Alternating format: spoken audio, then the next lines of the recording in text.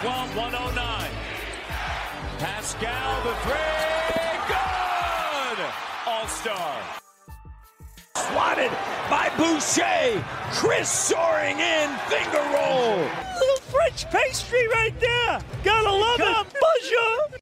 Bonjour. Bonjour à toutes et à tous et bienvenue pour ce Dino Talk, l'hebdo des Raptors. Bonne fin d'année 2023 ou bonne année 2024 pour ceux qui y sont déjà, puisqu'on enregistre ce podcast au dernier jour de l'année 2023, au lendemain d'une rencontre historique pour les Raptors, malheureusement qui sera dans les livres d'histoire, mais pas pour la bonne raison. Toronto qui vient de perdre contre Détroit, qui n'avait plus gagné depuis le mois d'octobre, une série de 28 défaites qui a pris fin. Mais ça, on pouvait s'en douter, ça faisait un moment qu'on on le disait un peu ironiquement en espérant chasser le mauvais sort, mais les Raptors ont bien perdu contre Détroit sur le score de 129-127. C'est l'épisode 8 de ce Dino Talk, l'hebdo des Raptors. Il n'y en a pas eu la semaine dernière, donc c'est plus du tout synchronisé. On n'est pas à épisode 8, semaine 8. On va revenir aujourd'hui sur les semaines 9 et 10 des Raptors, les deux dernières semaines du mois de décembre que les Raptors ont terminé sur un bilan de 2 victoires pour 5 défaites. Il y a eu 7 matchs au total. Les Raptors, on va revenir rapidement dessus parce que j'ai pas envie de m'éterniser en fait vraiment sur les résultats ou analyser les matchs parce que en réalité, depuis la dernière fois où on s'est vu avec Alex et la dernière fois où j'ai fait le podcast en solo, après la défaite contre Atlanta 125-104, ça n'a pas été bien mieux pour les Raptors qui ont battu seulement Charlotte 114-99 et Washington 132-102. Mais au-delà de ça, c'est des défaites contre Denver et Philadelphie qu'on pourrait qualifier d'encourageantes. Allez, on pourrait dire ça. Une défaite contre Utah alors que les Raptors menaient largement et qui se sont totalement écroulés dans le quatrième quart-temps. Une autre défaite qu'on pourrait dire encourageante puisqu'ils ont failli gagner à Boston. Et cette humiliation contre Détroit, 129-127, 129 points encaissés. La défense des Raptors qui est à l'agonie totale. Pour en parler aujourd'hui, parce que je ne les ai pas encore introduits, on a deux personnes. Allez, on va faire en grand pour terminer l'année. Alex de Raptors France Dinotalk. Salut à toi, Alex. Salut Mike, salut tout le monde. Et un deuxième invité qui nous avait déjà fait le plaisir de faire un hebdo cette saison et qui est de retour, c'est Julien de dinotalk.com aussi. Salut à toi, Julien. Salut à tous, bonne année pour bonne Bonne année année à 2024. toi et bonne année à tous les auditeurs. On espère que ça va être mieux. On va revenir rapidement là-dessus parce que en fait, il y a d'autres choses. J'en ai même pas parlé, mais les Raptors qui ont effectué un trade juste avant le match contre Détroit, mais on va y revenir. Je voudrais qu'on parle rapidement. Comme ça, après, on pourra mettre 2023 derrière nous et on parlera de ce qu'on peut espérer pour 2024 avec ce trade. Mais j'aimerais qu'on parle rapidement de cette fin d'année qui se termine très mal pour les Raptors qui ont désormais un bilan de 12-20, 12e de la conférence Est. Il y a 2 semaines, on était encore en 10-15. On espérait une petite série pour cette superbe pizza party promise par Darko Rajakovic en cas de 3 victoires de suite. Bah, finalement, les 3 victoires de suite, on les attend toujours. Alex, le bilan de cette fin d'année, là, c'est pas joyeux. Non, c'est pas joyeux et en fait c'est tellement peu joyeux qu'on a du mal à être optimiste pour 2024. On va pas trop voir la vie en noir, mais c'est vrai s'il y avait des raisons d'être optimiste avant le début de la saison, avec l'arrivée d'un nouveau coach, une nouvelle dynamique, un rookie avec un nom qui fait rire et souriant et qui a l'air d'embrasser la culture de Toronto. Bon, bah, force est de constater que quelques mois plus tard, on s'est dit, mais en fait, est-ce qu'on a avancé vraiment depuis la fin de la saison dernière? Donc, j'ai presque envie de dire que heureusement qu'il y a eu ce trade avant le réveillon en mode cadeau de Noël un petit peu tardif, parce que sinon, c'était vraiment très compliqué. Ouais, tout à fait, Julien. Quels sont un peu les constats que tu fais sur le jeu des Raptors? Je l'ai dit, hein, défensivement, je crois que c'est du jamais vu en fait. Je suis les Raptors. Bon, j'ai eu la chance de commencer à les suivre en 2018-2019, donc forcément, ils étaient au meilleur de leur forme, mais je ne sais pas jusqu'où il faut remonter pour voir une équipe des Raptors si faible défensivement. Et puis en attaque, bah, c'est bien gentil, ça partage la balle, ça fait des passes décisives, mais ça reste compliqué aussi. Donc, quel est un peu ton état des lieux à la fin de cette année 2023? Compliqué, je pense que c'est le mot. On sait pas trop où on va, on sait pas où on n'est pas sur, on sait pas on est sur quelle timeline, on sait pas si on est en mode si on veut essayer de gagner maintenant, si on est dans le développement des jeunes ou d'un collectif. Pour le moment, on va pas trop quelque part, donc c'est ce qui est compliqué. On se perd un petit peu. On n'a pas un coach qui au final impose vraiment une direction claire et je pense que c'est là-dessus où on est un peu perdu en tant que fan et voilà. Bah, en fait, tu as raison et je pense que Alex l'a déjà souligné à de nombreuses reprises dans ce podcast et je pense qu'il va encore remettre une couche. Mais en fait, on a vraiment l'impression que le manque de direction claire fait que, en fait, il y a pas de cohésion dans cette équipe. Et Alex, si tu veux revenir sur les déclarations encore hier après le match contre les Pistons, c'est Schroeder qui dit que bah, visiblement les joueurs ne tirent pas tous dans le même sens, que bah, la cohésion collective n'est pas là, mais ça, je pense qu'il n'y a même pas besoin qu'un joueur nous le dise. C'est totalement visible. Et peut-être que maintenant que la direction s'est décidée à transférer les joueurs qui sont en fin de contrat, on va peut-être enfin avoir des joueurs qui ont tous le même objectif en tête, mais clairement, on voit que il y a pas de cohésion et il n'y a pas de direction pour l'instant. Oui, alors après, bon, par où commencer? Par les déclarations hier de Dennis Schroeder, par exemple, moi, elles m'ont fait plaisir, dans le sens où enfin, on a quelqu'un qui assume ce que tout le monde voit depuis des semaines, c'est-à-dire que cette équipe ne va pas bien, qu'il y a quelque chose d'humain, de mental, en fait, qui ne va pas, et que le changement de coach n'a pas réglé le problème. Donc au moins là, on a quelqu'un qui arrive. Et puis bah voilà, Schroeder n'était pas là l'année dernière aussi. Donc il y a un côté, j'arrive là, il a de l'expérience, il sort d'une grosse Coupe du Monde. Et je comprends que ça puisse le saouler aussi, même si je pense qu'il a sa part aussi de responsabilité dans la situation. Encore une fois, c'est pas facile d'arriver dans un groupe où déjà ça va mal.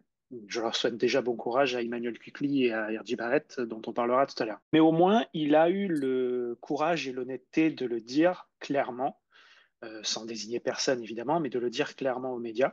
Donc ça, moi, j'ai apprécié. Ensuite, ben oui, mais j'ai envie de te dire que le problème, il est à plusieurs niveaux. C'est-à-dire que les joueurs, on ne sait pas trop ce que eux veulent, même si bon, on a compris aujourd'hui avec le trade qu'a priori Oji Anunoby était déjà loin de Toronto dans sa tête. Donc ça déjà c'est une bonne chose entre guillemets d'avoir tourné la page. Mais ensuite, en fait, que ce soit les joueurs, que ce soit le coach, que ce soit le management, on avait l'impression, en tout cas avant ce trade hier, de ne pas trop savoir ce qu'on fait, dans quelle direction on va et comment on fait pour essayer d'améliorer la situation. Quel est le projet, ne serait-ce qu'à court terme? C'est-à-dire qu'on avait 3 joueurs de notre top 6 qui sont libres de signer où ils veulent cet été. Donc c'est très perturbant, je comprends, pour un groupe. Il y en a déjà un de moins, même si Emmanuel Quickley est agent libre restreint cet été. Ben, j'espère qu'on n'ira pas jusqu'à devoir matcher une autre offre et qu'on arrivera à se mettre d'accord sur un contrat, mais ça c'est autre chose. Donc on a fait un pas dans une direction. Je ne sais pas si c'est la bonne, ça l'avenir nous le dira, mais au moins il y a un choix qui a été fait relativement tôt. Je lisais, je crois, c'est Josh Lowenberg qui disait que ce qu'on pouvait noter du fait de la timeline de ce trade, le fait qu'elle arrive fin décembre et pas quelques jours avant la deadline, c'est qu'au moins ça laisse le temps de voir un peu venir et déjà de voir ce qui se passe en l'état et ensuite d'aviser, OK, le trade de Giannunobi, c'était la première étape. On a vu tel résultat. Maintenant, le deuxième pas, c'est celui-là. Ça permet de ne pas tout faire en même temps, de ne pas trop se précipiter et d'avoir quelques semaines pour pouvoir tirer déjà quelques premières conclusions. Donc, c'est une bonne chose à mon avis. Maintenant, il ne faut pas que ça s'arrête là. Il y a beaucoup trop de travail à différents étages pour régler, commencer à avoir une potentielle éclaircie avec ce groupe. La grosse question qui va suivre, Julien, elle est pour toi. C'est peut-être trop tôt encore, mais on a quand même des signes qui sont inquiétants.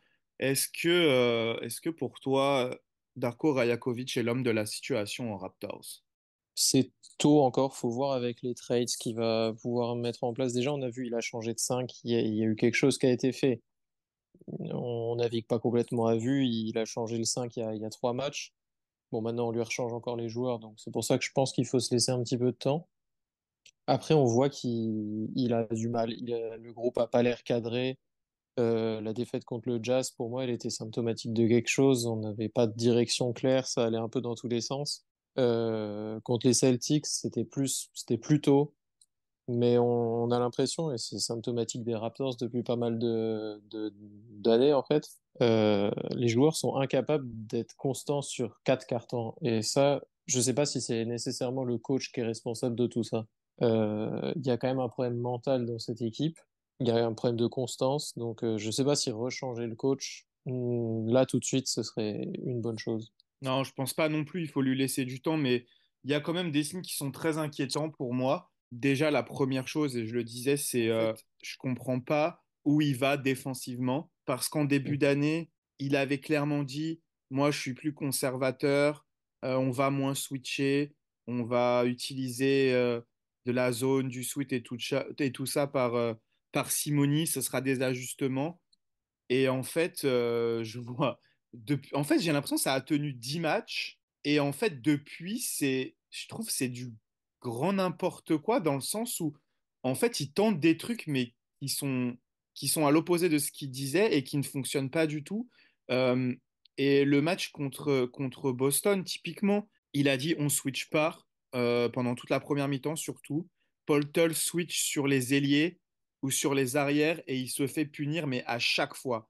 Et quand il a la chance d'empêcher le tir, comme il y a eu switch, t'as leur grand là, dont j'ai même Cornet, qui prend le Cornet. rebond offensif sur nos ailiers ou nos arrières qui ne savent pas ce que c'est un box-out. Ça rend fou depuis toujours.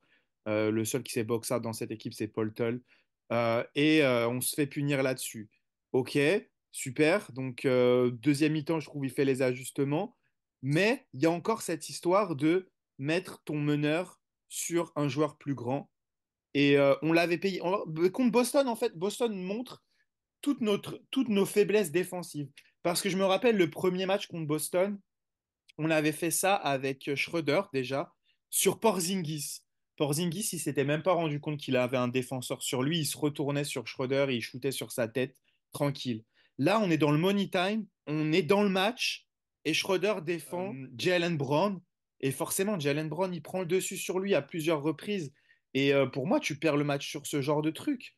Et je comprends pas pourquoi, en fait, il reste pas fidèle à ses principes. En fait, j'ai l'impression qui fait des trucs pour dire de faire des trucs, genre regardez, ouais, j'essaye de m'adapter, mais en fait, c'est pas du tout les bonnes choses. Alors, on a eu la chance pendant 5 ans d'avoir, malgré tout, il faut pas les cracher dessus, un génie défensif.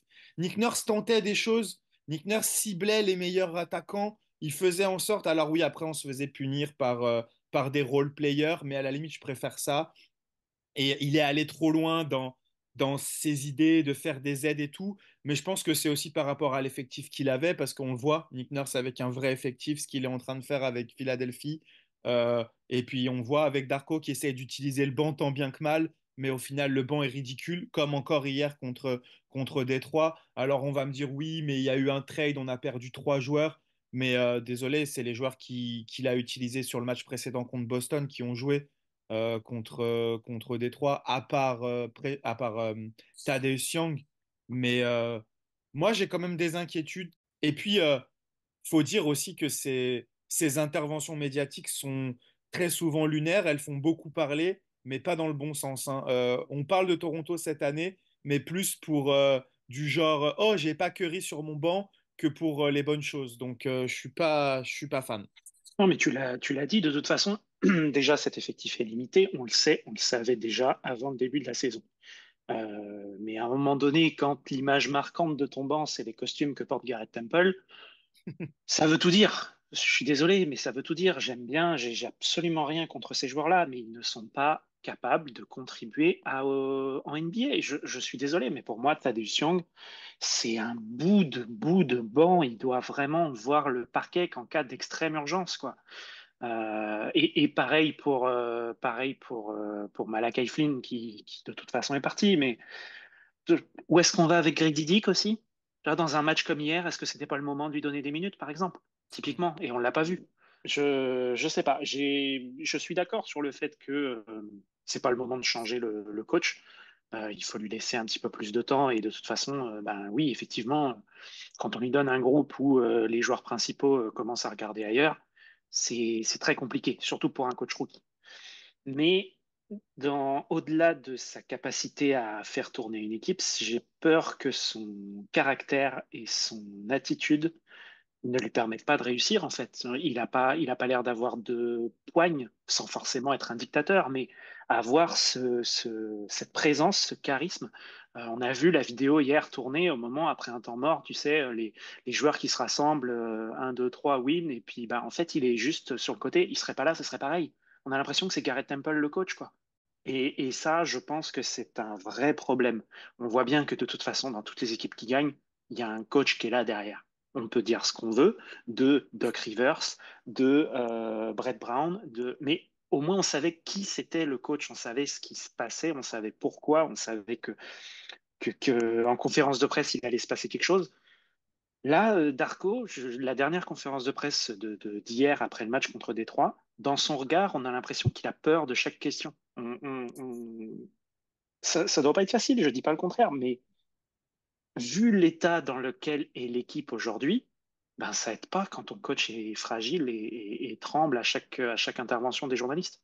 Ouais, moi, surtout, ce que je trouve, c'est que malgré les défaites, il est positif tout le temps. On dirait, on est. Alors là, si on doit savoir dans quelle direction les Raptors y vont, en écoutant Darko, pour moi, on est en développement et vraiment pas dans l'optique de gagner parce que après chaque match, oh yeah, he had a great game, great game, great game. Oh, it was good. Ok, mais à la fin de la journée, comme dirait, comme dirait Schroeder, qui hier disait at the end of the day toutes les phrases, c'était assez drôle, mais on est obligé de trouver des trucs pour rire avec ces Raptors. Mais moi, je trouve que on n'est pas, on n'a pas de le sense of urgency, comme ils disent en anglais. On le retrouve pas dans le discours du coach, en fait. Donc, c'est sûr que les joueurs, bah, je sais pas, ils vont pas être poussés à être dans l'urgence en fait. On a l'impression que bon bah on se développe, on continue, on apprend le système. Je sais pas quand c'est qu'ils vont finalement le connaître ce système, même si en plus j'ai l'impression que la plupart du temps il s'en éloigne parce qu'il s'est rendu compte que ses meilleures armes c'est Siakam et Barnes quand ils ont des mismatchs en fait. Donc en fait il revient un petit peu à ce que Nick Nurse faisait et au final autant on peut sentir la patte d'Arco sur peut-être collectivement le fait qu'il y ait plus de passes décisives, mais pour moi, ça s'arrête là en fait. Il est un peu gentil avec tout le monde. Oui, c'est cool, il a redonné le sourire à Malakai parce que Malakai est moche quand il sourit pas. Ok, est-ce que c'est ça qui fait de lui un meilleur joueur? Bah, on comprend pas trop en fait. Et il y a plein de déclarations qui sont un peu des dingueries comme ça. Et au final, moi, je sais pas. Mais il n'est pas aidé non plus parce que c'est qui son relais auprès des joueurs? C'est qui le leader vocal qui était Kyle Lowry, qui était Bah, c'est dans une ça. moindre mesure Fred VanVleet l'année dernière? C'est qui dans ce groupe? Il est Bah, où c'est Pascal Siakam dans ces moments-là? Bah, c'est Il est ça où parce Pascal Siakam pour nous dire, les gars, moi, Toronto, on est champion en 2019, on avait un groupe de ouf, je veux revivre ça. Ici, on a un public de malades, on est la seule équipe du Canada, c'est nous contre le reste du monde. Il faut qu'on y aille, qu'on se tabasse, il y a un problème, on fait comment pour le régler? Siakam, il n'est pas là, je suis désolé, il est encore très bon hier sur le terrain, c'est lui qui sonne la révolte et c'était probablement le seul hier qui, au moins dans son attitude et dans son énergie, n'avait clairement pas envie de perdre ce match. Mais à part ça, bah, c'est trop tard et puis il est trop seul et c'est trop compliqué. Scotty Barnes, hier, il est invisible. clairement, mais Il Ouais, mais fronce les ouais. sourcils et il flex à 30 secondes de la fin quand il y a -8. Bah ouais, mais c'est trop tard. Le match, il a commencé il y a deux non, heures. Est-ce que clairement, c'est pas à Barnes aussi de récupérer le leadership là? Oui, On en revient au aussi. problème de timeline en fait. Le sens de l'urgence, tu vois, je le comprenais, mais en fait, est-ce qu'il y a urgence dans cette équipe? il n'y a pas d'urgence, t'as raison. Il n'y a pas d'urgence. Pour Siakam, Poltel, tout ça, oui, mais si on est sur du Barnes, l'urgence, elle est pas là. Et donc, on en revient au fait de savoir qu'est-ce qu'on joue cette année. Est-ce qu'on joue réellement les playoffs ou est-ce que c'est l'année 1 du Darko Basketball et qu'on attend un petit peu et qu'on voit ce que ça donne? Et c'est dans ces moments-là qu'il faut se tourner vers le management, parce que du coup, s'il y a un problème de timeline, à un moment donné, il faut en choisir une. Et pourquoi? Parce que Siakam est encore dans cette équipe à l'heure actuelle. Ouais, totalement. Non, ça c'est vrai, ça c'est clair et net de toute façon. Et pour revenir sur le leader, bah, son relais, c'est pas censé être Dennis Schroeder qui. Je voulais revenir en plus là-dessus, tu as raison. C'est bien ce qu'il dit en conférence de presse, mais au bout d'un moment, c'est pas toi le leader, c'est pas toi qui est censé Hmm. remettre les autres dans le droit chemin, plutôt qu'aller les balancer sans dire des noms. Pourquoi? Moi, j'ai l'impression que c'est un leader affirmé par la parole devant les médias, mais que j'ai pas l'impression qu'il fasse les choses en coulisses. Comme tu dis, il n'y a pas de leader. Et le seul problème, c'est que les seuls qui pourraient être leaders, tu l'as bien souligné, Alex, en fait, ils n'ont pas le niveau pour être sur le terrain. Donc, au final, ils sont limités en étant au bord du terrain. C'est des assistants coach, en fait. Et on sait très bien que les assistants coach, ils font pas grand-chose au final dans la motivation et tout ça. C'est à des joueurs sur le terrain d'aller réveiller leurs coéquipiers, comme tu le disais. Moi, je trouve de toute façon que les Raptors ont perdu quelque chose depuis que Laurie est parti. Parce que même Fred VanVleet avait ce rôle de leader, mais je trouve qu'il avait du mal à sonner la révolte et enfin, je retrouve plus ça. Et là, c'est encore pire parce que oui, VanVleet est parti et on a vraiment l'impression que c'est un bateau sans capitaine, quoi. Il y Non, a et puis c'est personne qui va sonner quoi que ce soit quand, quand, quand l'équipe elle est en totale et en plus défaillance. tu peux regarder à l'étage du dessous aussi, c'est-à-dire qu'à l'époque où on est champion, la même l'année d'après, effectivement, tu avais un coach qui semblait tenir son groupe. Tu avais Kyle Lowry en relais entre le coaching staff et les joueurs. Mais derrière, tu avais aussi un Serge Ibaka, par exemple. Serge Ibaka, je suis désolé, mais le moindre petit jeune qui traîne un peu la patte à l'entraînement ou qui fait pas l'effort sur un ballon errant, il se prend une patate dans le vestiaire. Et tu vois, ça amène une certaine exigence de l'effort et de l'énergie tous les soirs. Que là, ben, on n'a pas du tout, en fait. On n'a pas du tout. Ouais, et un truc qui m'a marqué cette année dans une interview avec, je sais plus c'était qui, je crois que c'était OG. Euh, Tu sais, vous savez, quand il y a eu le problème, enfin le problème, il est toujours là, hein, que les joueurs disaient oui, on communique pas et tout. Et il a été demandé à OG quels sont les joueurs qui communiquaient le plus. Et en fait, quand il a commencé à dire les noms, en fait, il a dit les noms de tous les joueurs de l'équipe 2018-2019. Il a dit Kyle, il a dit Fred. Après, il a dit, oh, il y avait Marc, il y avait Serge, il y avait Danny C'est Green. ça. Et en fait, tu te rends compte que voilà, en fait, les Raptors ont perdu complètement les communicants de l'équipe, les joueurs qui. Mais c'est vrai que cette équipe, elle était fantastique. En fait, en fait, tu avais des leaders sur quasiment tous les postes. Et c'est vrai que OG, Siakam, c'était des joueurs qui suivaient la voie, mais qui là n'ont pas été en mesure de répliquer ce qu'ils ont connu en fait. Et là, c'est très problématique et je ne sais pas si ça va pouvoir être réglé de manière interne. Je pense qu'il faudrait trouver des joueurs venus de l'extérieur, mais je suis pas sûr qu'avec le trade qu'ils ont fait, ce soit des joueurs avec ce genre de caractère. Donc, ça me paraît compliqué. Quelque chose à ajouter, Julien, parce que là, on a un peu monopolisé la parole avec Alex. Qu'est-ce que tu retiens de tout ça? Et après, on va passer à autre chose. Non, j'étais d'accord. Pour moi, il y a un problème sur la mentalité, ça c'était clair. C'est vrai que les joueurs qui l'incarnaient sont partis, comme vous l'avez dit en fait. Tant qu'il n'y aura pas de leader clair dans cette équipe, c'est vrai que ce que tu dit, c'était vrai. En fait, depuis combien de temps on voit pas trop où est-ce qu'on va? Ça fait 2 ans. Ça fait 2 ans que Laurie est parti. Le lien de cause à effet, il est clair. Puis, il y a aussi autre chose, à mon sens, à prendre en compte, c'est que si on était dans une direction claire de, OK, on est effectivement dans la première année de l'ère Darko Rajakovic, et donc on lui met un maximum de jeunes à potentiel, et on voit lesquels sortent du lot, et puis on développe, et puis voilà, on s'en fiche de viser quoi que ce soit. On tanque pas vraiment parce que voilà, l'objectif n'est pas non plus de Mhm. refaire les Detroit Pistons, mais on gagne, on essaye quand même de développer quelque chose le plus efficacement possible et surtout avec des joueurs qui ont le même projet. L'objectif est de construire quelque chose ici. Celui qui n'est pas d'accord, il dégage. Là, on a l'impression d'avoir une équipe qui est trop forte pour tanker, mais trop faible pour viser vraiment quelque chose. Et du coup, on met ça sous les ordres d'un coach qui n'a aucune expérience à part de l'assistant coach et du développement. Sauf qu'en fait, on lui demande pas de développer. Enfin, la direction, elle est pas claire, elle est inexistante à tous les niveaux. Et ça, c'est le plus dangereux, en fait, parce que bah, on ne sait pas où on va et le moindre petit pas dans une direction, on se dit, bon, bah oui, ok, on a fait ça. C'est quoi l'étape suivante, en fait? On veut une direction claire et bien tracée. Peut-être que c'est ce qui s'est passé avec le trade d'hier. J'espère qu'on en aura d'autres qui vont se mettre en place dans cette même esprit et qu'on va se dire, OK, ça c'était le premier domino qui tombe. Maintenant, du coup, logiquement, celui-là, c'est le deuxième et puis on va par là et voilà. Le chemin, il est tracé. Il y aura des obstacles, c'est clair. Ça va peut-être prendre plus de temps que prévu, mais au moins, on sait ce qu'on veut faire et ce à quoi on veut arriver.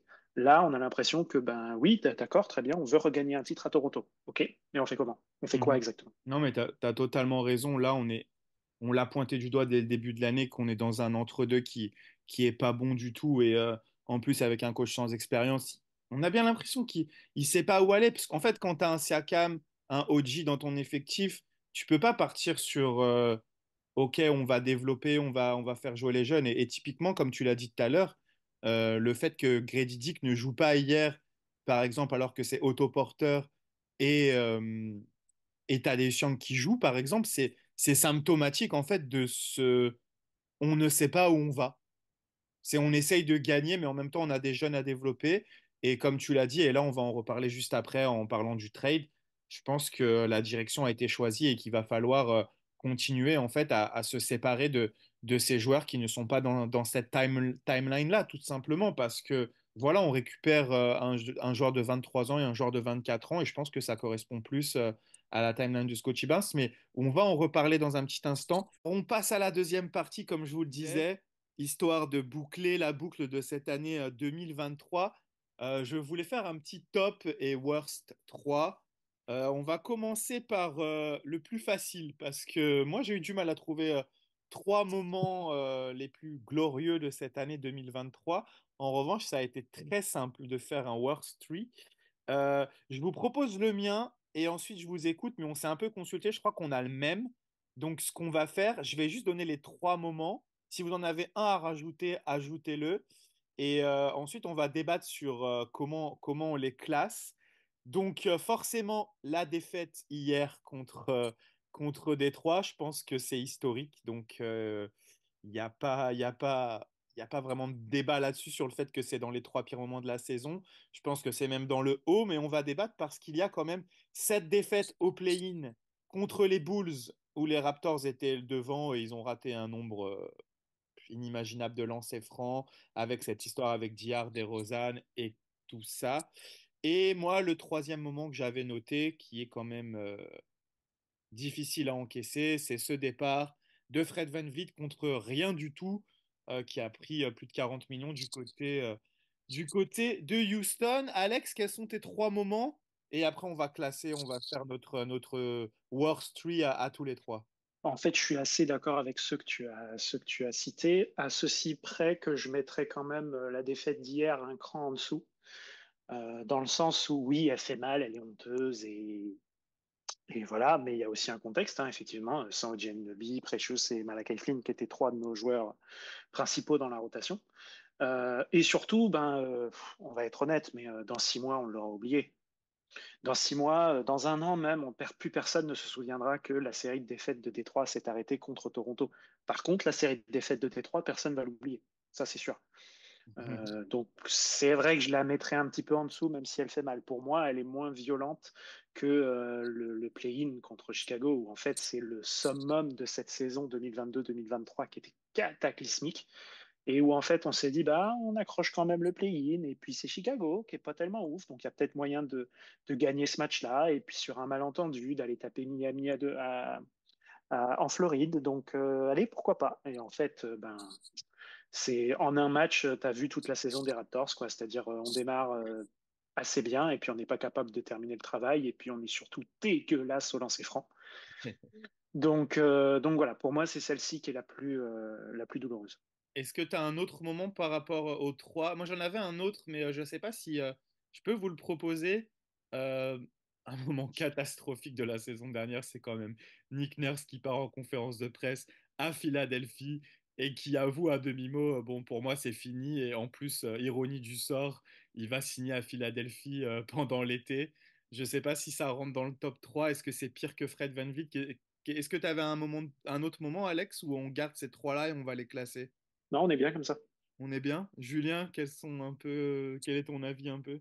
J'avais le trade d'OG, moi, plus que la défaite d'hier. C'est le trade d'OG qui, bon, c'est plus du sentimental, mais qui sentimentalement était quand même, qui est quand même, je trouve, assez difficile, même si on l'a dit, on est quand même content que ce soit passé. Mais tu vois, comme le départ de Van Vliet, c'est du sentimental, c'est les joueurs du titre. Donc moi, c'est presque plus ça, tu vois. Au-delà de la défaite contre les Pistons, c'est presque plus ça qui fait que je me rappellerai de mon 30 décembre 2023. D'accord, ok. Après, ouais, le trade d'Audi, il a quand même du sens par rapport à ce qui est sorti derrière, avec le fait que apparemment il voulait au début de saison un plus grand rôle et qu'il envisageait de signer 40 millions, mais que s'il partait à New York, il pourrait revoir ses ambitions à la baisse. Donc, en fait, comme le disait Alex tout à l'heure, on a l'impression que OG, il avait plus vraiment la tête à Toronto dès le départ. Il y a eu beaucoup de communication, mais finalement, en fait, moi, là, en ce moment, avec ce qui se passe à Toronto, je remets vraiment en perspective et en fait, j'ai du mal à savoir ce qui est vrai, ce qui est faux maintenant et de ce qui doit être relayé. En fait, c'est compliqué, je remets mon métier en cause parce que, en fait, on relaye des choses, mais au final, on pose des questions. Mais j'ai de plus en plus de mal à savoir ce qui est vrai et ce qui est faux. En fait, c'est vraiment compliqué. Tu as l'impression que c'est tellement de la communication que nous, on est juste là pour relayer des messages, pour donner une image, en fait, et qu'au final, je sais pas ce qu'on relaye. Et ça, c'est vraiment dans ce top 3 worst, moi je le mettrais tout en haut par rapport à mon rôle, tu vois, Ouais. mais ouais. On part sur quoi du coup? On classe quoi? On classe quand même Le play-in en premier, je pense. le play-in, on le met tout en haut? C'est ce Ouais, qui je a le plus pense. de conséquences, Ouais, au final. complètement. Non, Alex l'a très très bien résumé. On va mettre le play-in tout en haut. Et on suit Alex aussi, on minimise un petit peu cette défaite d'hier qui en fait est plus historique pour Détroit, qui met fin à sa série que pour nous, qui au final il y a des circonstances et puis Ben, il suffisait de voir comment les Pistons ont célébré cette victoire. On avait ouais. l'impression qu'ils avaient accroché une nouvelle bannière. Je les aime bien, hein, je comprends, il y en avait marre et tout, ça faisait longtemps. Mais bon, le We Are the Champions à fond dans la salle à la fin du match, j'ai trouvé que ça c'est un petit peu trop. Je suis Bah, peut-être un peu salé, mais bon, quand même, un peu de sérieux, quoi. j'en De parlais dignité. avec un ami qui est fan de Houston et qui me disait, mais moi je comprends même pas pourquoi ils célèbrent en fait. Ils Mais devraient non. se faire tout petits, ils viennent de perdre 28 Mhm. matchs de suite.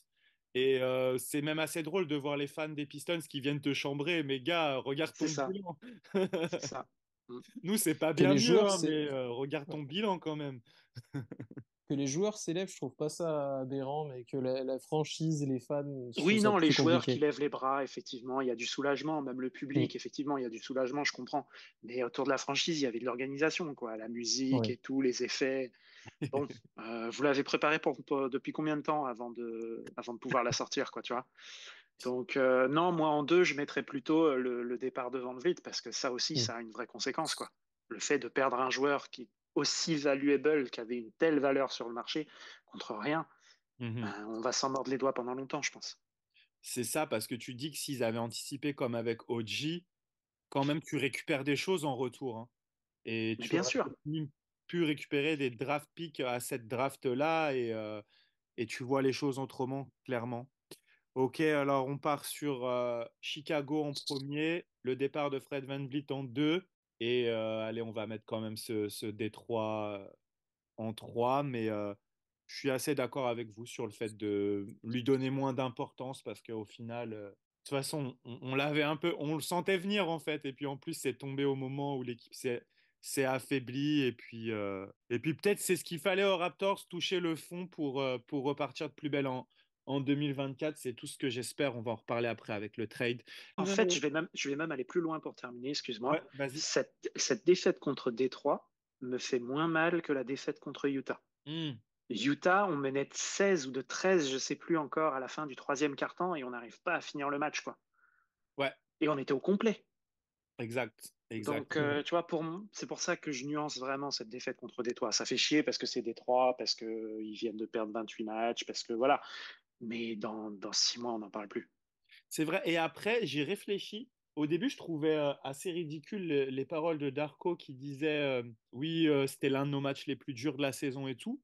Mais quand il réfléchit, il y a des joueurs hier qui font le match de leur vie, hein. Kevin Knox, je l'ai jamais vu comme ça.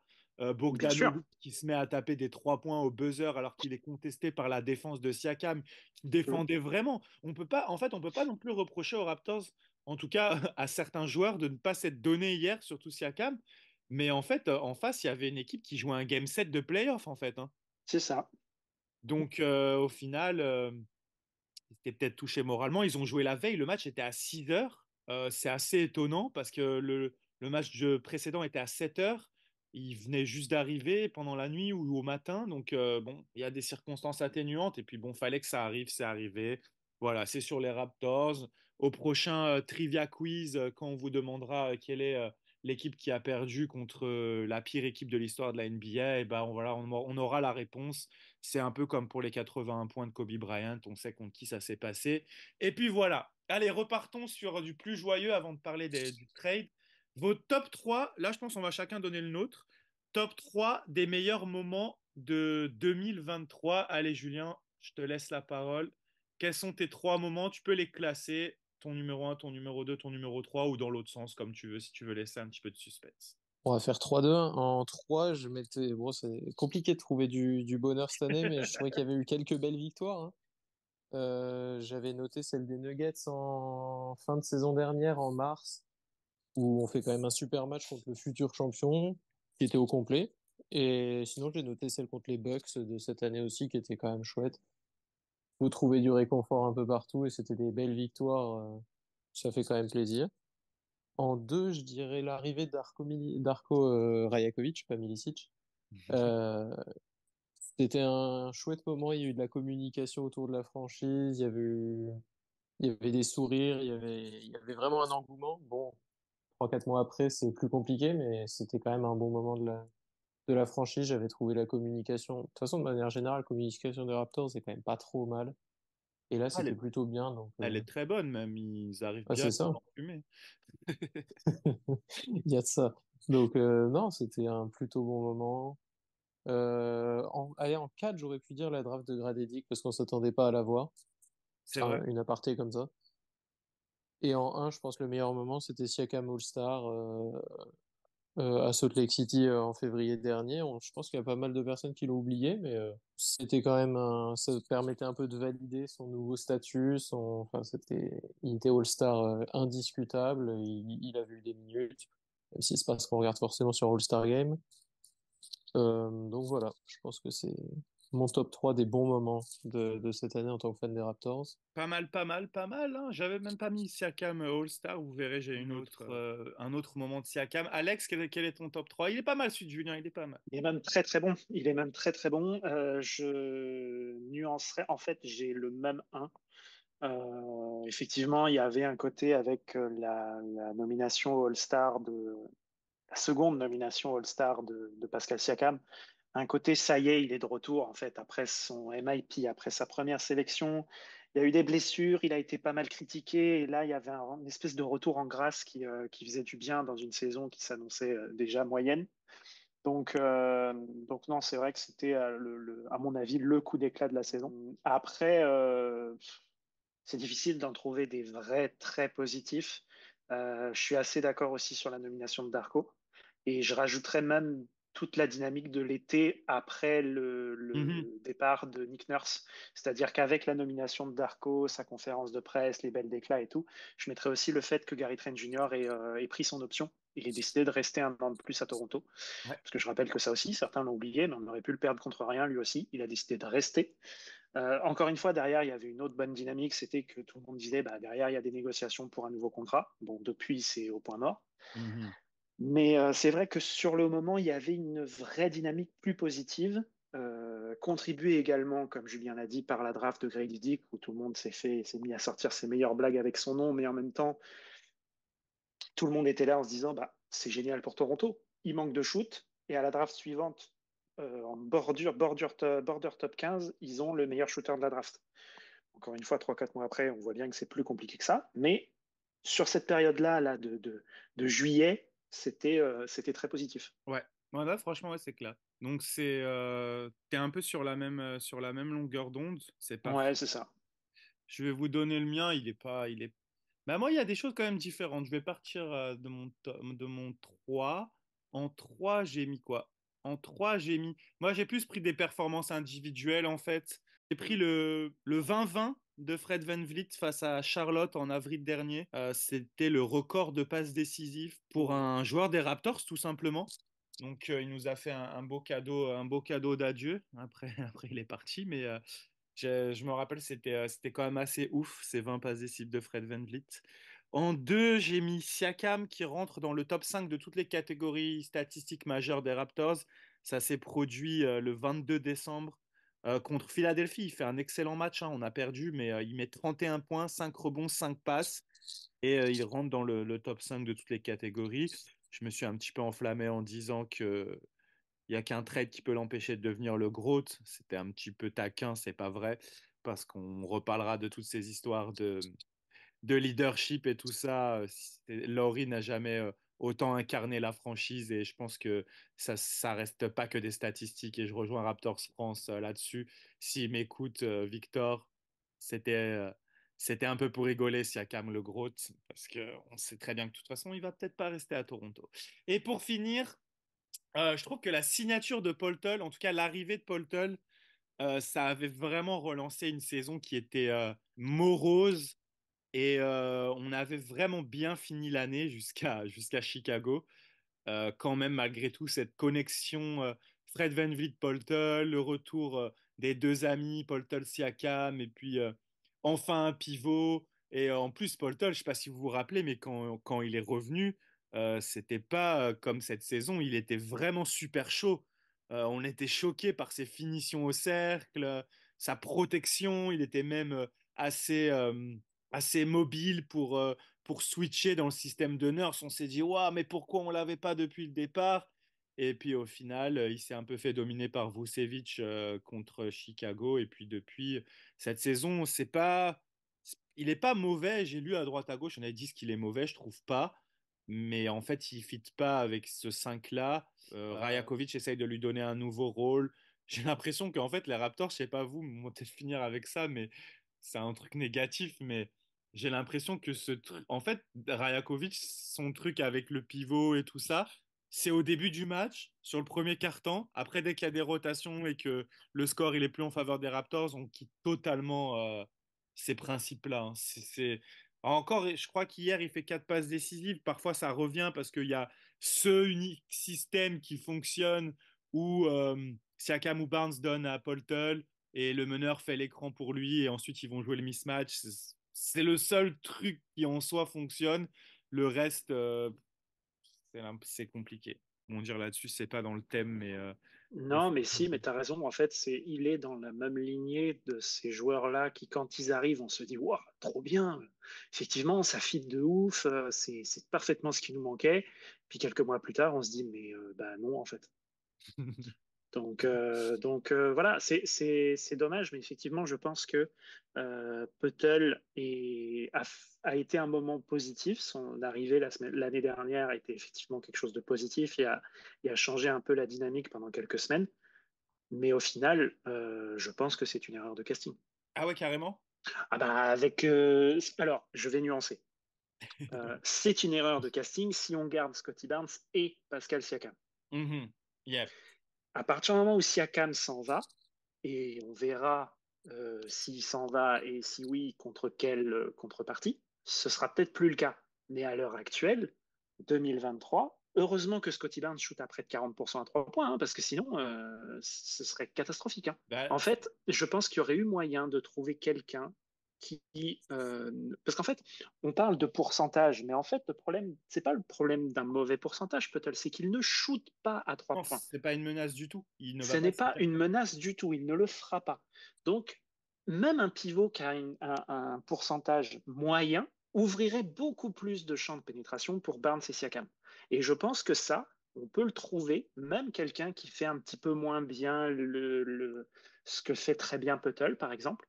On aurait pu, à mon avis, voir une grande différence dans le jeu, notamment offensivement. Non, non, c'est clair, c'est clair. Alors pour vous livrer un peu les coulisses, parce que là, Alex parle de pourcentage, c'était une discussion qu'on avait dans notre groupe chat, parce que là, les auditeurs vont se dire, mais pourcentage, pourcentage. On Mm. réfléchissait sur les pivots qui peuvent s'écarter et c'est vrai que je m'étais rendu compte que j'avais des attentes trop élevées en termes de pourcentage, parce qu'en fait, les meilleurs pivots qui shootent de loin, en fait, ils sont pas à 30, 38%, hein. Même un Brook Lopez, il est à 32 et quelques. Mais en fait, c'est juste, tu as raison, le fait d'être une menace. Et hier, il y a eu un moment comique dans le match, je ne sais pas si vous l'avez relevé, je l'ai tweeté. Un moment, Poltel a fait un pump fake à 3 points. Il était à 3 points, il a pris la balle, il a feinté. Et en fait, c'était comique parce qu'il n'y a personne qui va mordre à ça. Mais oui, Mais non, mais non. clairement, il semble de plus en plus que. Après, si tu gardes Siakam, ouais, c'est sûr, il te faut un pivot qui stretch. Tu peux partir sur Siakam Barnes et tout autour que des shooters. Je pense qu'on va en parler juste après, mais on se dirige vers autre chose. Mais même avec ça, si on part du principe que Barrett est dans le 5, je pense que les Raptors ont besoin d'un 4 et d'un 5 qui puissent shooter de loin. Je ne sais pas ce que tu en penses, Julien. Quelle est un peu ta position après tout ce qu'on vient de dire, mais clairement, en plus dans le basket moderne, après, il y a plein d'équipes hein, qui ont un rim protecteur et qui est une lob threat, mais dans ce cas-là, il faudrait un pivot plus athlétique parce que le problème, c'est que Paul n'est pas une lob threat non plus, donc c'est compliqué. Non, c'est ça. Et quand on avait fait le listing, au final, il y avait quand même très peu. Enfin, ou alors c'était très cher. Mhm. Les pivots qui sont des menaces offensives, on va dire, sur les trois plans. Donc c'était assez compliqué. Mais en fait, pour moi, le 4 qui shoot, on l'a déjà et c'est Barnes. Et je sais pas si on va faire une transition vers l'analyse du trade et voir ce qui peut être fait derrière. Mais pour moi, le 4 qui shoot, c'est Barnes. Mhm. Je suis à deux doigts d'être d'accord, hein. Avec Barrett sur le poste 3 et de mettre à avoir un 2 et un meneur qui shoot. Pour moi, elle est là la solution. Si on veut essayer de garder Paul Tull dans le 5 et de garder le Paul Tull dans la franchise tout court, en fait, puisqu'on le mettra pas en sortie de banc. Pour moi, la solution, elle est là. Si Après, Quickly s'avère être même un Tyrese Maxey du pauvre, en vrai, tu remets Barnes en 4 qui shoot et puis merci Siakam, merci pour les services rendus, mais il nous faut des shooters. Et Ouais. là, ben, tout de suite, effectivement, l'alliance Barnes-Puttle, je la vois déjà plus. Ok, Ouais, et puis ça te libère déjà plus de profils. Des arrières qui shootent ou arrière ou Hmm. meneur, ça dépend quelle position tu mets quickly. Ça s'en trouve Oui, facilement. oui, c'est ça. passons à cette analyse du trade parce que en fait c'est moi je suis parti sur autre chose alors qu'on était sur les meilleurs moments. Je suis parti sur Paul Tull, mais justement parlons de ce trade. Les Raptors qui ont donc échangé OG Anunoby, Precious Achiuwa et Malachi Flynn contre Emmanuel Quickley et RJ Barrett qui fait son retour au Canada ou en tout cas qui va jouer en NBA au Canada. Bah, quel est tout simplement votre avis là-dessus? On était en train de partir sur l'effectif, sur ce que ça va impliquer. Mais déjà, de manière générale, est-ce que vous êtes satisfait du trade? Est-ce que du coup, vous en attendez d'autres? Je pense que oui. Quel est un peu l'avis général? Julien commence, après je donnerai la parole à Alex. Bah, je sais que ça c'est cher à Alex, mais il nous faut la big picture, il nous faut le reste du trade.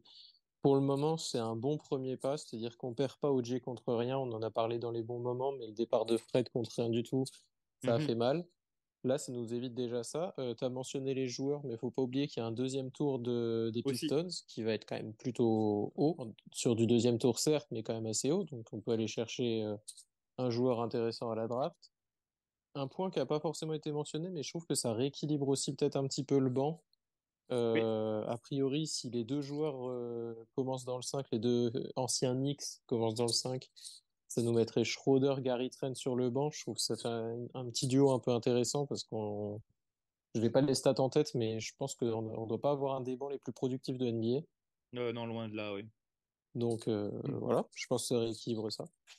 Et ça nous donne peut-être un lieutenant pour Barnes si Barrett essaye de récupérer un petit peu la voie qui était la sienne au moment où il est arrivé en NBA. On peut récupérer quand même un joueur qui était un slasher très exceptionnel en NCAA. Effectivement, le shoot, c'est pas ça. Offensivement, il y a c'est compliqué, il y a du développement à faire, mais ça reste un joueur jeune et si on arrive à tout faire cliquer dans l'ordre et on peut récupérer quand même un excellent joueur à un prix qui est quand même plutôt raisonnable. Ouais, exactement. Et avant de donner la parole à Alex, pour moi, en fait, j'ai l'impression que beaucoup se focalisent sur Barrett. Alors, je comprends parce que ça donne l'impression, en l'état actuel, que Barrett ne fit pas vraiment. En fait, on change pas les problèmes avec cette histoire de spacing. Tant qu'il y aura Siakam, Barrett, Poltel, ça change pas grand-chose. Heureusement, Scotty Barnes shoot un peu à 3 points maintenant, sinon ça ferait vraiment compliqué. Mais pour moi, l'acquisition majeure, et les Raptors avaient un œil sur lui, on en avait déjà parlé en coulisses, sur Emmanuel Quickley.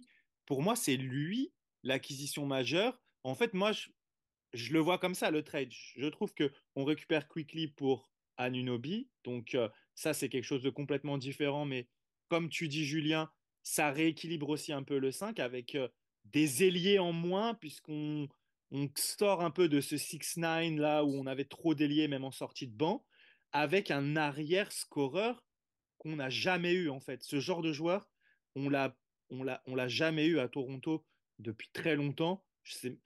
Ils en parlaient dans le Raptor Show hier. Le plus proche qui s'en rapproche, c'est Kyle Lowry, mais même Kyle Lowry, c'est pas un scoreur dynamique comme Quickly. Et dans cette NBA moderne, on voit que ces arrières-là, capables de scorer à 3 niveaux, capables de jouer le pick and roll, euh, c'est très très important. Je dis pas que ça doit être c'est le joueur majeur d'une équipe parce que je pense que les ailiers dominent dans cette NBA malgré tout. Il y a des exceptions, mais il y a eu un débat dernièrement qui était assez intéressant avec Becky Hammon qui, je trouve, s'est un peu pris la sauce pour rien parce qu'en fait, ce qu'elle disait, ça avait du sens par rapport au fait que c'est difficile de construire une équipe autour d'un joueur de petite taille. Après, c'est la façon dont elle l'a dit, mais en tout cas, bon, c'est un autre débat. Mais pour moi, Quickly, ça peut être vraiment le joueur qui va aller parfaitement avec Scotty Barnes, en fait. Et, euh, et Barrett, pour moi, on le récupère en fait contre Precious Achiuwa et Malachi Flynn. Et franchement, comme tu l'as dit aussi, Julien, ça rééquilibre avec on va avoir quand même un backcourt de sortie de banc qui va être intéressant, peu importe qui c'est en fait. Si Darko décide de garder Gary Trent dans le 5 et qu'il soit associé à Barnes, ou je ne sais pas comment ça va s'organiser, mais et que c'est Quickly en sortie de banc avec Schroeder ou l'inverse, en fait, quoi qu'il en Oui, soit, ça revient au même. les lignes arrière des Raptors en sortent vraiment gagnantes. Après, on va voir comment ça va se mettre en place. Et puis, je vais laisser la parole à Alex qui va regarder la big picture, comme il a dit. Et forcément, on va attendre maintenant un départ, je pense, de Siakam qui semble inévitable pour encore plus rééquilibrer ça au niveau du shooting. Même si, je dirais, pour Barrett, 33% à 3 points, mais quand même 38% dans les corners, ce qui n'est pas éloigné d'un OG qui est à 40 et 35% en catch and shoot de manière générale. Ce qu'il faut à tout prix ne pas le laisser faire, c'est prendre des pull-ups. C'est ça qui fait vraiment baisser son pourcentage à 3 points. Et après, bien sûr, c'est pas le même impact défensif qu'Oji, mais on n'aurait jamais retrouvé l'impact défensif d'Oji de toute façon en échange. Et puis, cette équipe ne semble pas être tournée vers la défense cette année, donc autant mettre des joueurs qui peuvent scorer. Non, je plaisante un petit peu, j'espère qu'on va quand même retrouver un équipe défensif, mais Alex, je te passe la balle sur. Toi, tu es un peu plus quand même, t'es moins convaincu par Barrett.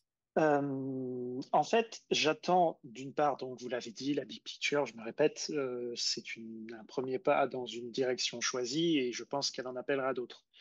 Euh, Concernant Barrett, puisque c'est ce qui cristallise le plus les désaccords dans la commu, euh, déjà, premièrement, il faut attendre la réalité du terrain.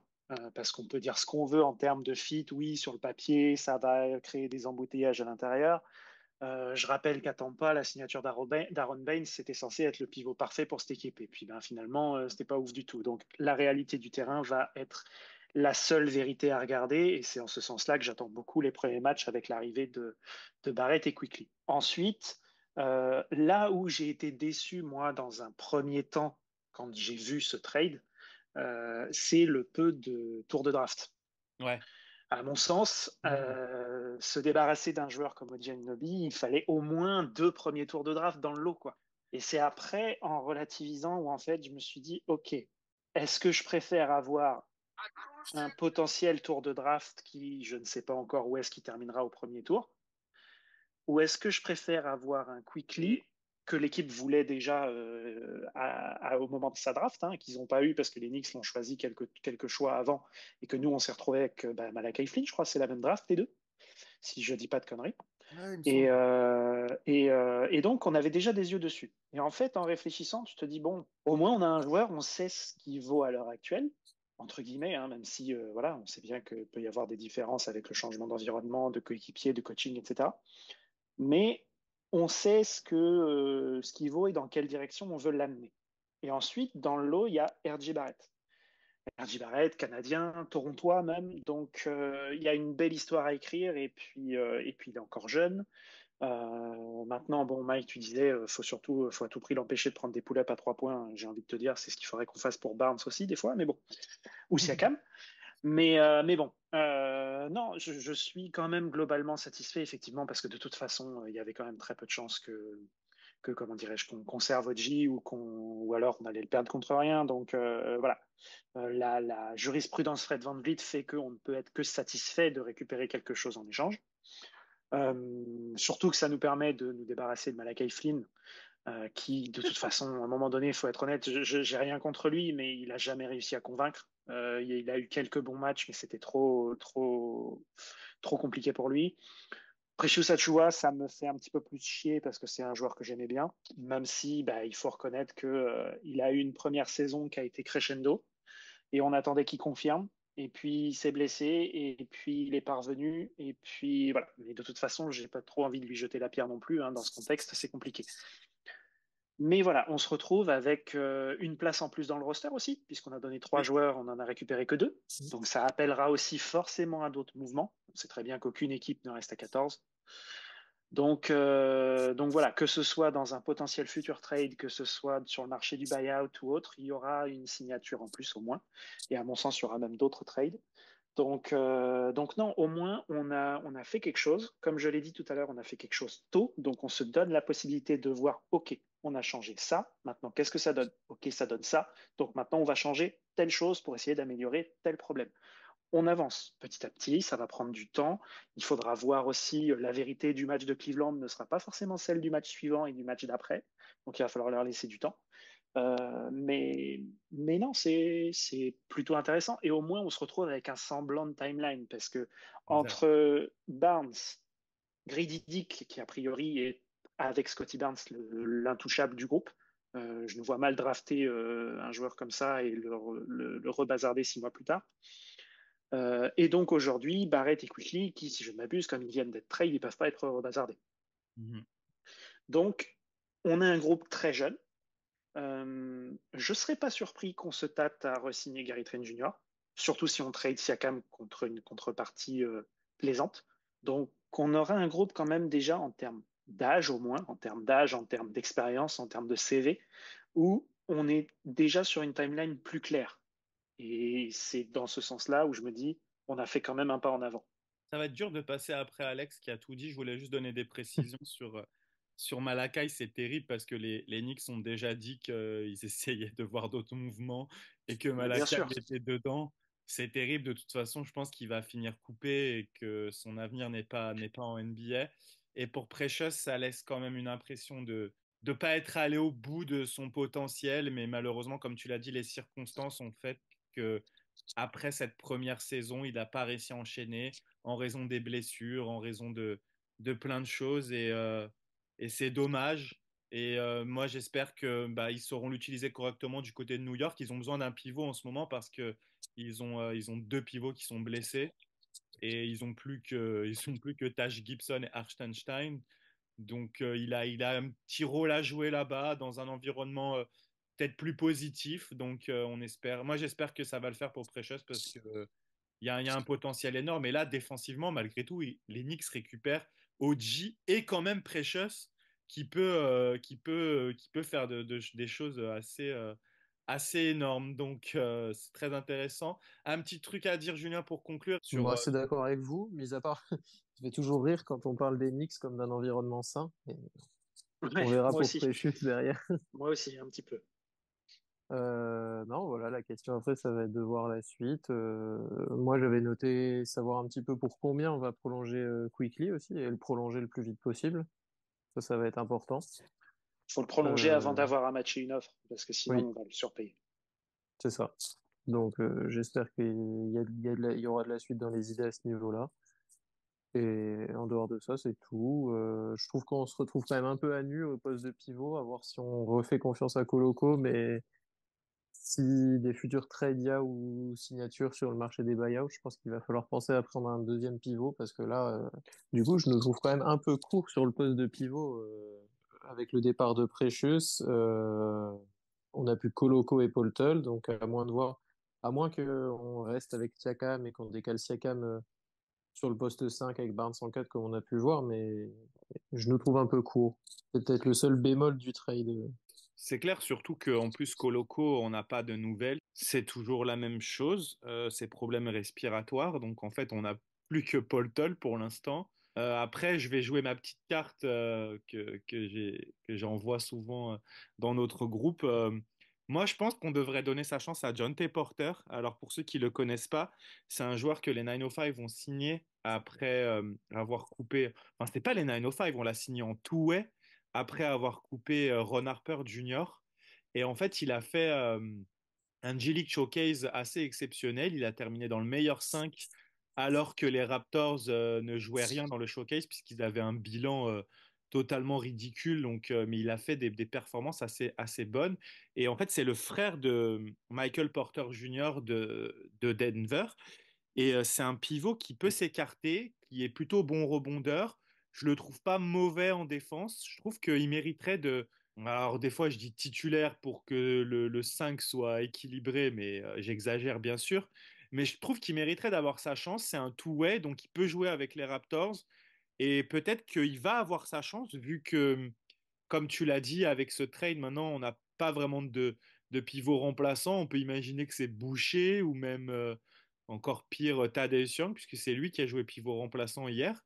Parce que Chris Boucher, on sait ses difficultés physiques, hein, si tu le mets contre Duren. Mais bon, vous me direz, c'est pas bien mieux pour Tadeusz Young, qui est à ras du sol et qui n'a plus de détente, malheureusement. Mais, euh, mais ouais, je pense que c'est un essai à faire. Ou alors, de toute façon, il y a un spot de libre, il y a peut-être un joueur à signer, peut-être des trades à venir. Et justement, ça me permet de faire la transition avec la dernière chose que je voulais aborder sur ce podcast. Où est-ce que vont les Raptors sur cette fin de saison? Ils semblent loin et pas si loin que ça pour l'instant de la 10e place, mais est-ce que c'est vraiment un objectif?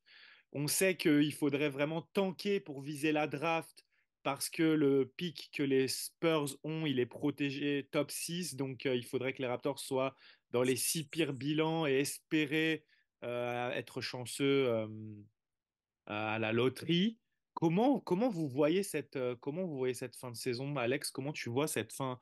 Qu'est-ce qu'est-ce qu'on doit attendre en fait Il reste encore du temps, on est au tiers, on n'est même pas à 40 matchs, on s'y approche, mais on va faire un bilan de mi-saison quand on y sera. Mais pour l'instant, ce sera peut-être plus clair à ce moment-là, mais qu'est-ce que tu attends, toi, à cet instant T là de la suite de la saison des Raptors? Autre trade? Non, plus sérieusement, bah, j'attends, comme je l'ai dit tout à l'heure, l'arrivée des deux nouvelles anciens Knicks pour voir exactement ce que ça va donner. Un nouvel engouement avec RJ Barrett en tant que Torontois sous le maillot des Raptors. J'attends en fait plus de constance et de OK, maintenant la direction c'est ça, on y va. Et j'aimerais éviter d'avoir toujours ce sentiment de me dire, OK, bon, bah cool, il y a un match de Raptors. Bon, quel Raptors je vais voir? Est-ce que je vais voir les Raptors qui enchaînent les briques à 3 points et s'obstinent sans même aller provoquer un seul lancer et laissent des portes ouvertes backdoor en défense? Ou est-ce que je vais voir les Raptors en feu qui enchaînent les réussites de loin et qui écrasent leur adversaire et font respecter la hiérarchie comme contre Washington, par exemple? Ben, voilà, j'aimerais avoir cette certitude de, OK, on va jouer avec nos armes, on a notre style de jeu, on a nos points forts, nos points faibles, et on essaye de développer pour s'améliorer. C'est ce que j'aimerais. Et surtout, pitié, Darko Rajakovic, s'il te plaît, affirme-toi, quoi. Parce que là, honnêtement, bon, heureusement qu'on nous dit que c'est toi le coach, parce que sinon, on le verrait pas, quoi. Julien, comment prendre la suite d'Alex qui a presque tout dit? C'est ça. Bah moi, juste, enfin, oui, d'un point de vue perso, j'attends pas grand-chose honnêtement de cette saison. Oui, on n'a pas fait énormément, mais ça semble assez clair qu'on va pas non plus aller très très loin. Au mieux, ça va être le play-in. Donc tout ce que je veux, c'est insuffler quelque chose de bien pour l'année prochaine, que ce soit au Mhm. niveau de la direction prise, euh, au niveau de la mentalité, de tout, de récupérer du leadership, que ce soit pour le coach ou pour certains joueurs. Et en fait, c'est préparer au mieux la saison prochaine. Ça peut passer par effectivement les trades, ça on en a suffisamment parlé, mais moi je veux vraiment un changement plus profond dans l'équipe, pas que des têtes, un changement dans les têtes. Et c'est ça, d'insuffler quelque chose pour que l'année prochaine on puisse se remettre à jouer réellement des choses et rendre les saisons intéressantes. Ouais, c'est pas facile de passer après tous les deux, parce que vous avez vraiment tout dit. Moi aussi, j'attends. Bah, je crois qu'il faut qu'on se mette en mode développement, en fait. Ça sert à rien d'attendre forcément peut-être des résultats. De toute façon, on va aller faire quoi en play-in? Play-in for what? Dixième, neuvième, ça servira à quoi? Mais j'espère, j'espère du développement en fait. Je pense que en fait, il est temps de faire jouer Grady Dick, quitte à perdre. De toute façon, on perd, même en mettant les meilleurs joueurs censés sur le terrain.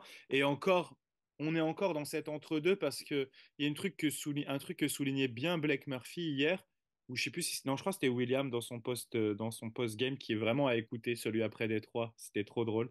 Il voulait absolument avoir Masai en conférence de presse. Euh, mais il n'est pas à Toronto, donc en fait, il était dégoûté. Mais en fait, on est trop dans cet entre-deux parce que au moins Nick Nurse, on voyait qu'il voulait gagner puisqu'il donnait du 40 minutes de jeu à tous les titulaires. Et là, hier, c'était seulement la deuxième fois de la saison, je crois que Siakam jouait plus de 40 minutes.